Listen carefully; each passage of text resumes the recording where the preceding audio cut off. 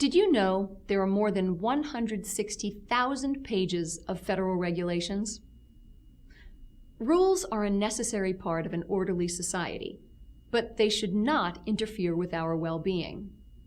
Too many rules, too hard to understand, with arbitrary enforcement, these become an unfair impediment to our well-being. Some common-sense regulations are beneficial, such as rules to promote clean air, clean water, and safe work environments. But some interfere with economic and personal freedom, like regulations that restrict the way people can use their own property, sometimes stripping that property of value. Other rules kill American jobs. Take the case of a small manufacturing business in the Midwest. Because of expensive Department of Energy regulations that had very minor environmental benefits, the company couldn't compete with overseas manufacturing. They lost a major contract and dozens of local jobs. The work shifted to China, where the environmental regulations are minimal. We shouldn't want our jobs heading overseas due to regulations here. Here's the real cost of regulation. A business with 500 or more employees faces regulatory costs of $7,755 per employee. For firms with fewer than 20 employees, the cost is $10,585 per worker. Burdensome regulations reduce salaries, reduce the numbers of employees, and shutter businesses, which means even more Americans out of work. Where is the concern for ordinary Americans?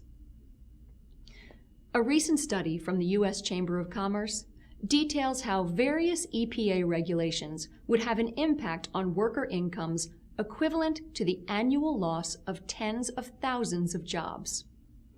There are so many regulations that it's getting to the point that it's too hard to start a small business or for current businesses to hire new employees. If you want to start a landscaping business, all you should need is a lawnmower, not an accountant and a lawyer to help you hack through all the red tape before setting up shop. With all the red tape, with the tax increases coming, with the Obamacare mandates, it's simpler for employers to keep their businesses small, which translates into fewer jobs.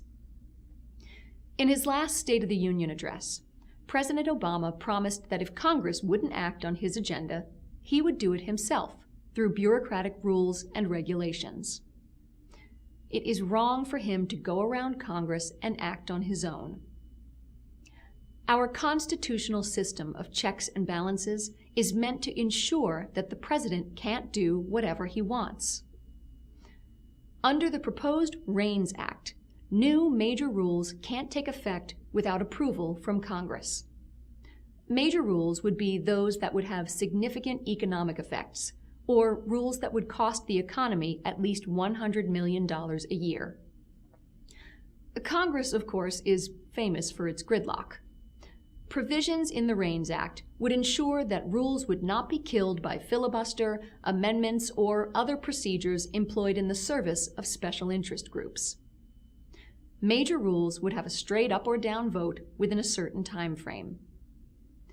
The REINS Act would increase accountability, and hopefully it would begin to disentangle the American economy from the winding web of overregulation. Thank you.